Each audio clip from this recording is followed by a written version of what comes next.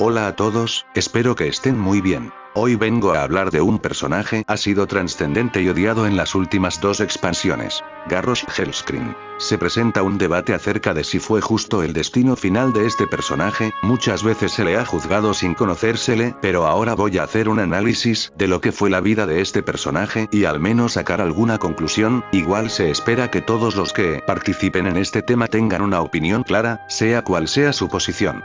Bueno, ya que terminé con esta introducción, mejor comienzo de una vez. Para muchos el régimen de Garrosh y su posterior escalada militar atentó contra todo lo que Goelosia Thrall había procurado construir con la nueva horda, y es que debemos analizar bien el fenómeno cultural que conlleva la figura de Garrosh en el contexto desde la Iurath of the Lich King y hasta inclusive Warlords of Draenor. Su carácter conflictivo y racista le llevó a no congeniar con todos los elementos de la horda de Thrall, pero también será un acérrimo defensor de su raza, habiendo vivido los horrores en Terrayende de la dominación de la Legión. En la expansión Cataclismo, cuando Thrall deja el puesto de jefe de guerra, delegando el cargo a Garrosh, fue una decisión que no a todos agradó, pero que sirvió a los propósitos de Garrosh para iniciar su camino hacia la expansión de la Horda, misma que ya tenía problemas de abasto de recursos como resultado de la hendedura del mundo. Garrosh era bastante conocido por su agresividad y odio hacia la Alianza, cosa que expresó a la mínima que tiene la oportunidad. No escondía su deseo de declarar la guerra a los que considera sus rivales naturales, algo a lo que Thrall se ha opuesto siempre y que comenzó a generar diferencia entre los dos personajes. Sin embargo, eso no impidió que Garrosh fuera ganando poder lentamente, hasta el punto de quedar paulatinamente al frente de la Horda. ¿Pero de dónde provino ese carácter? ¿Estaba Garrosh simplemente actuando como es natural en la Horda o sería otra cosa? En su infancia Garrosh preguntó a la abuela Heya sobre su padre, pero la respuesta que obtuvo no es la que esperaba.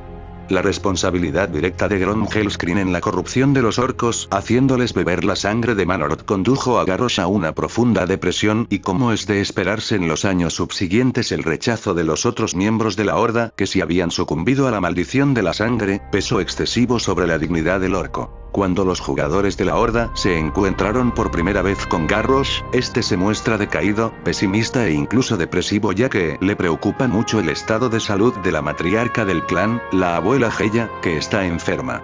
Garrosh sabía que si ella moría, él debía asumir el liderato de los Mag'har, lo que le ocasionará no menos problemas, ya que piensa que está destinado a cometer los mismos errores que su padre. Aquí vimos a un Garrosh muy diferente al que observaríamos años después en el Cataclismo. Cuando Thrall llegó a Nagrand supo de la heroica muerte de su padre, y tras conocer que Grom había dado su vida por la liberación de los orcos, renació en Garrosh un fuerte sentimiento de fortaleza y confianza hasta el punto de creer que su destino ya no era fallarle a su pueblo, y por ende tomó como maestro a Thrall, quien en lo subsiguiente habría de marcarle el camino hacia su destino, pero no de la forma como hubiera esperado al final. Aunque mucho se habla de la forma deshonrosa en que Grito Infernal asumió su papel de jefe de guerra, existen algunos actos expiatorios que en principio hablan de un líder que lucha por su pueblo, dentro de las obviamente salvajes reglas de la Horda. En su mandato, Garrosh no se limitó a militarizar fuertemente a la Horda, sino también en buscar desde su visión lo mejor para su pueblo. Tras las remodelaciones en Orgrimmar, benefició a la raza Goblin como un intento de hacer crecer la lealtad de estos. No así fue sin embargo su relación con los otros grupos de la Horda. Algunos líderes como Sylvanas y Lortemar trabajan para sus propios intereses y solo Cairn se opuso abiertamente a su mandato, al punto de que se enfrentaron en combate mortal por el liderazgo de la Horda. Aunque tiempo después se vio a un Garrosh muy distinto, al menos en esta lucha por poder, y como los actos en sigilo de Magatta Tótem Siniestro no fueron del conocimiento de Garrosh, a este no se le pudo acusar de deshonor la muerte de Cairn. A partir de ahí Garrosh comenzó a confiar menos aún en sus aliados, y se fue encerrando más tras sus muros de hierro, protegido por la tecnología y la magia hurtada de otras latitudes, así como con el apoyo de sus leales Kornkron, que pueden hacer emulación a la Gestapo, la policía secreta de la Alemania nazi, si se quiere ver así, en lo que su mandato se convirtió en un régimen totalitario racista con similitudes. Aún llevando poco tiempo en el cargo, Garrosh causó diferentes impresiones en los líderes de la Horda, pues tampoco Bolin aceptó el liderazgo de Hellscream. En una conversación entre Bolly y Nitral, este último dijo que había elegido a Garrosh porque era lo que la Horda necesitaba. Un héroe que les infundiera ánimos, que diera esperanzas al pueblo, un líder que inspirara orgullo, respeto y admiración. Garrosh podía ser inexperto e impetuoso, pero Thrall le había enseñado bien y confiaba en que llevaría a la Horda a una época de esplendor y grandeza. Después de los sucesos que lo llevaron a la obsesión y el exceso de poder y posteriormente a eso, su caída y derrota parcial tras el asedio a Orgrimmar, es momento de examinar los pormenores de su enjuiciamiento en Pandaria. Como es descrito en el libro de Christie Golden, una autora ya consagrada en el lore de Warcraft, el juicio de Garrosh se mecía sobre el filo de una espada muy aguda y filosa. Por un lado, la evidencia temporal era más que suficientemente irrefutable para condenar o exculpar a Garrosh, que era lo que se temía por parte de quienes esperaban su sangre como pago de las atrocidades cometidas, y asumiendo que los celestiales actuaron como jurado, no estaba de más el temer por la conmutación de la pena de muerte, lo que sin duda podría esperarse de manos de Belen, de Anduin y hasta de Bane. Durante el juicio se presenta ante todos una visión clara y detallada de las atrocidades perpetradas por Garrosh en el pasado, y a medida que se va revisando la historia, viejos conflictos y amargos recuerdos salen a la luz.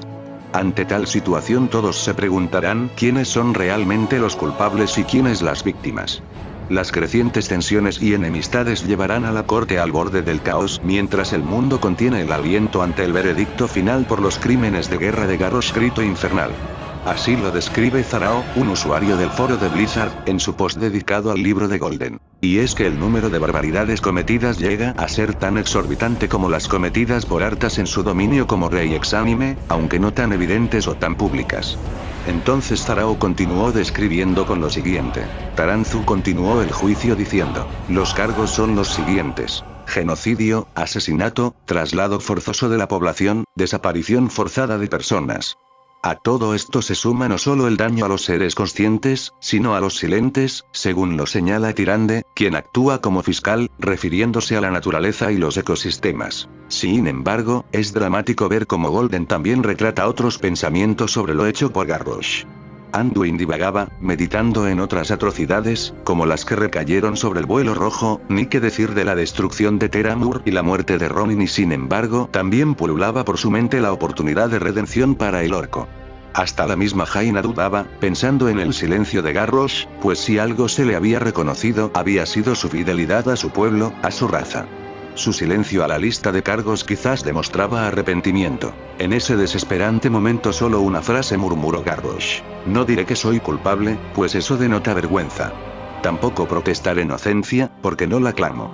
Que comience la comedia. Esta sencilla introducción al juicio nos deja entrever que el más infame orco de todo Azeroth no sentía remordimiento ni culpa de sus actos.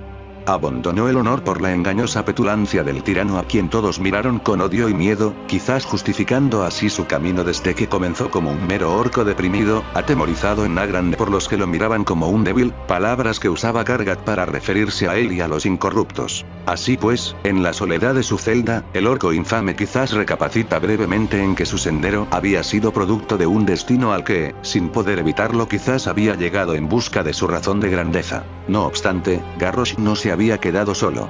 Su liderazgo incuestionable aún pesaba sobre varios clanes orcos y sus jefes, así como aliados singulares goblins, taurens y hasta personajes del vuelo de bronce. Gracias a este último, empezó su exitoso plan de fuga. La historia así descrita de Garrosh tiene sus paralelismos básicos con la historia de Adolfo Hitler en muchos aspectos psicológicos, políticos y hasta tecnológicos. Ambos regímenes eran megalómanos, basados en una fórmula racista y en la supremacía tecnológica y la superstición mágica. Como Hitler, Garrosh impulsó la búsqueda de artefactos oscuros de cierto valor en el oscurantismo, se las ingenió para usar la fuerza y el poder para adoctrinar a su pueblo e hizo esfuerzos muy grandes para ratificar el acceso a recursos naturales para su escalada militar.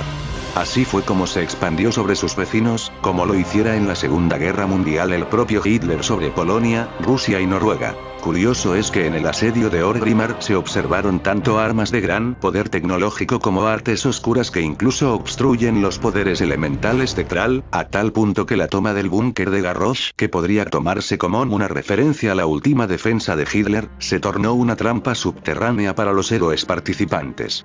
Pero lo más significativo del paralelismo es que, la infancia de Garrosh, al unísono con la del dictador nazi, fue en esencia de constante humillación y rechazo por parte de sus propios congéneres, siempre cultivando un espíritu de predestinación y de paternalismo sobre el que luego se tornaría su pueblo. Para finalizar con esto, es lógico determinar que el final de Garrosh no fue merecido y fue hasta muy simple, inapropiado a nivel histórico en virtud de la trayectoria de este personaje que es héroe y villano. Pese a todos sus hechos, la fuerza del personaje y su papel a lo largo de 3 expansiones ameritaba un tratamiento más respetuoso a la figura del último descendiente de los Grito Infernal, más que una mera referencia a una gesta dentro del lore de Warlords of Draenor. Para mí no fue muy justo, piénsenlo y opinen si lo desean. Bueno, espero que les haya gustado este vídeo, en ese caso pueden aportar con un like, los nuevos suscríbanse para más contenidos así, ya que me motivan en esto. Comenten al respecto y opinen pero adecuadamente. Tengan opiniones, dudas, sugerencias o agradecimientos, siempre respondo comentarios. Que tengan un buen día, de parte de Neon Menethil. Chao.